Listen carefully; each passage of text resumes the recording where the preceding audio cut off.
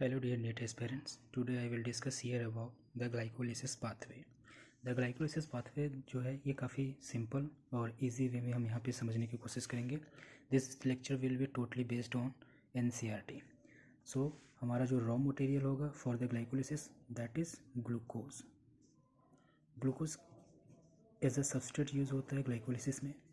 And अभी glucose क्या है, इनएक्टिव है. तो इसको एक्टिव करने के लिए हमें क्या ज़रूरत होगी, ATP, यानी कि हमें कहीं ना कहीं वहाँ से इनऑर्गेनिक फॉस्फेट को इंट्रोड्यूस करना होगा. तो जो फर्स्ट स्टेप होता है, ग्लूकोज चेंज होता है ग्लूकोज 6 फॉस्फेट. ठीक है, 6 फॉस्फेट यानी 6 नंबर कार्बन पे ग्लूकोज के फॉस्फेट ग्रुप आया है. अभी इसको हम बाद में डिस्कस करेंगे. यहाँ पे सेकेंड स्टेप होता है, ग्लूकोज जब चेंज होता है हमारा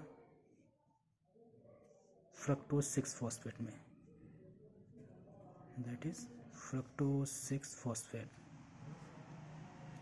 देन फ्रक्टोज 6 फॉस्फेट जो है फर्दर चेंज होगा किसमें, fructose 1,6 bis phosphate.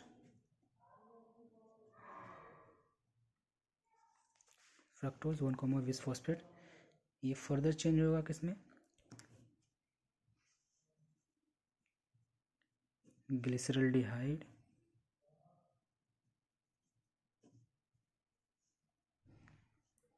3 phosphate. Glyceraldehyde 3 phosphate. और ये एक दूसरा प्रोडक्ट होता है जो कि इंटरचेंजेबल होता है reversibly, that is dihydroxy acetone phosphate, that is DHAP. DHAP से क्या होता है, फर्दर इस बहुत सारे स्टेप्स के थ्रू ये क्या बनता है, ग्लाइकोजन का सिंथेसिस करता है. बट हमारा मेन टारगेट ये नहीं है. हमारा टारगेट है ग्लिसरल्डिहाइड 3 फॉस्फेट. ग्लिसरल्डिहाइड 3 फॉस्फेट जो है फिर टूटेगा in the presence of enzyme किसमें, 1,3 बिस फॉस्फोग्लिसरल्डिहाइड. फॉस्फोग्लिसरल्डिहाइड 1,3 बिस फॉस्फोग्लिसरल्डिहाइड अगेन चेंज होगा किसमें, 3 फॉस्फोग्लिसरेट. अब यहाँ पे क्या था, ग्लिसरल्डिहाइड था, अब यहाँ पे हो जाएगा 3 फॉस्फोग्लिसरेट. ठीक है, 3 फॉस्फोग्लिसरेट फर्दर चेंज होगा किसमें, 2 फॉस्फोग्लिसरेट में. ठीक है, 2 फॉस्फोग्लिसरेट जो होगा फर्दर चेंज होगा इसमें phosphoenol pyruvate, that will change into phosphoenol pyruvate में. फॉस्फोइनॉल पायरुवेट जो होगा ये लास्ट टू लास्ट चेंज होगा किसमें, पायरुवेट में. तो हम देख सकते हैं कि हमारा एंड प्रोडक्ट होता है ग्लाइकोलिसिस का पायरुवेट. अब यहाँ पे आप देख सकते हैं कि कहीं पे मैंने सिंगल एरो बनाया है जो डिनोट करता है इरिवर्सिबल रिएक्शन को, कहीं पे मैंने इस तरह से एरो बनाया है जो कि रिवर्सिबल रिएक्शंस हैं. ठीक है, तो यहाँ पे हम टोटल देखेंगे 3 स्टेप्स ऐसे हैं जहाँ पे इरिवर्सिबल स्टेप्स होता है, फर्स्ट में, थर्ड स्टेप एंड यहाँ पे लास्ट स्टेप में. ठीक है, अब बात करते हैं ग्लूकोज के एक्टिवेशन का. तो ग्लूकोज जब एक्टिव होता है, जब भी glucose as a substrate use करते हैं तो ग्लूकोज को एक्टिव करना होता है क्योंकि एक्टिवली पार्टिसिपेट करना होता है एंजाइम रिएक्शन में. तो यहाँ पे पहला एंजाइम जो होता है हेक्सोकाइनेस. मैं यहाँ पे सिर्फ इंपॉर्टेंट एंजाइम्स के बारे में डिस्कस करूँगा. हेक्सोकाइनेस इसलिए कहते हैं क्योंकि ग्लूकोज जो है 6 कार्बन का है, दैट्स वाई हेक्सोस, और काइनेस एक्टिविटी होती है, इसलिए कहते हैं हेक्सोकाइनेस, या फिर कहीं कहीं पे मिलता है ग्लूकोकाइनेस. यहाँ पे यूटिलाइजेशन होता है 1 मॉलिक्यूल ऑफ ATP का, बनता है ADP प्लस इनऑर्गेनिक फॉस्फेट. ये इनऑर्गेनिक फॉस्फेट जो होता है ग्लूकोज के 6 नंबर कार्बन से अटैच होता है, that's why here we are writing glucose 6 phosphate. ठीक है, ग्लूकोज 6 फॉस्फेट क्या हुआ, चेंज हुआ फ्रक्टोज 6 फॉस्फेट जो एक दूसरे के क्या है, आइसोमर हैं. तो यहाँ पे एंजाइम होगा आइसोमरेज एंजाइम. ठीक है, वेरी सिंपल वे में हम रीड करते चलते हैं आइसोमरेज एंजाइम.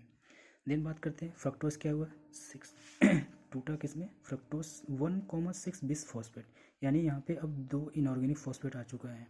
तो एक इनऑर्गेनिक फॉस्फेट हमने देखा था पहले वाले स्टेप में आया था ATP से, यानी यहाँ पे भी कहीं ना कहीं एक मॉलिक्यूल ऑफ ATP यूज हो रहा है. 1 molecule of ATP utilises producing one molecule of ADP plus inorganic phosphate.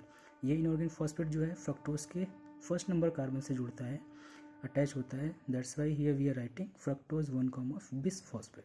अब यहाँ पे एक बहुत ही इंपॉर्टेंट PFK फास्फोफ्रक्टोकाइनेज, ये एंजाइम याद रखिएगा। फास्फोफ्रक्टोकाइनेज जो होता है फ्रक्टोज 6 फॉस्फेट, ये चेंज होता है फ्रक्टोज 1,6 बिस फॉस्फेट में, तो एक्शन अपना शो करता है। अब बात करते हैं next step, fructose 1, bis phosphate 1,6 bis phosphate जो है इंटरचेंजेबल होता है reversibly glyceraldehyde 3 phosphate and DHAP यानी कि डाईहाइड्रोक्सी एसीटोन फॉस्फेट। तो अब तक जो हमारा फ्रक्टोज था ये कैसा था, 6 मॉलिक्यूल का था। अब ग्लिसरल्डिहाइड जो है ये 3 मॉलिक्यूल होता है, यानी 3 कार्बन का एक एटम है, यानी 2 मॉलिक्यूल ऑफ ग्लिसरल्डिहाइड फॉर्मेशन होगा यहाँ पे, ठीक है। तो यहाँ से 2 का मल्टीप्लाई कर देंगे यानी 2 मॉलिक्यूल ऑफ ग्लिसरल्डिहाइड 3 फॉस्फेट बनेगा। यहाँ पे एंजाइम जो है जो यूज़ होता है दैट इज़ एल्डोलेज, ठीक है। आगे बढ़ते हैं। ग्लिसरल्डिहाइड 3 फॉस्फेट जो है फिर से चेंज हुआ किसमें, 1,3 बिस फॉस्फो ग्लिसरल्डिहाइड, ठीक है, सॉरी ग्लिसरेट में 1,3 बिस फॉस्फो ग्लिसरेट।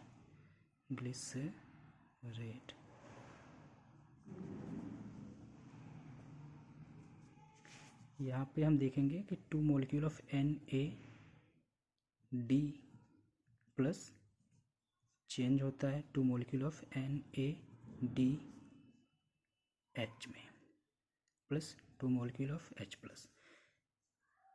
2 मॉलिक्यूल क्यों, क्योंकि 1 मॉलिक्यूल के लिए एक NADH, तो यहाँ पे हमने बताया 2 मॉलिक्यूल बना था तो इसलिए 2 मॉलिक्यूल ऑफ NADH यहाँ पे फॉर्मेशन होता है, ठीक है। ये सबस्ट्रेट लेवल ऑफ फॉस्फोरिलेशन नहीं है, ये जब इलेक्ट्रॉन ट्रांसपोर्ट सिस्टम में जाएगा ETS में तो ATP का प्रोडक्शन करेगा।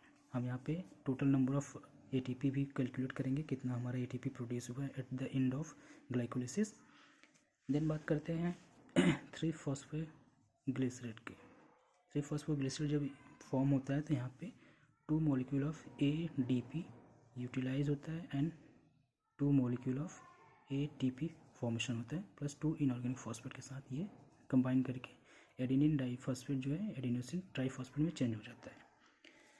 देन बात करते हैं 3 फॉस्फोग्लिसरेट, ये सारे के सारे कितने हैं, 2 मॉलिक्यूल हैं, यहाँ पे भी 2 मॉलिक्यूल होगा, ठीक है। तो 3 फॉस्फोग्लिसरेट का फॉर्मेशन होगा, 3 फॉस्फोग्लिसरेट जो है 2 फॉस्फोग्लिसरेट में इंटरचेंज होगा in the presence of म्यूटेज enzyme, ठीक है, म्यूटेज एंजाइम। देन बात करते हैं 2 फॉस्फोग्लिसरेट जो है in the presence of enolase enzyme के प्रेजेंस में ये चेंज हो जाएगा फॉस्फोइनोल पाइरूवेट में। फॉस्फोइनोल पाइरूवेट भी कितना बनेगा, 2 मॉलिक्यूल, ये भी कितना था 2 मॉलिक्यूल, ठीक है। यहाँ पे 2 molecule of ADP plus inorganic phosphate मिलके क्या बनाएंगे, 2 मॉलिक्यूल ऑफ ATP, ये भी in the presence of phosphoenol, in the presence of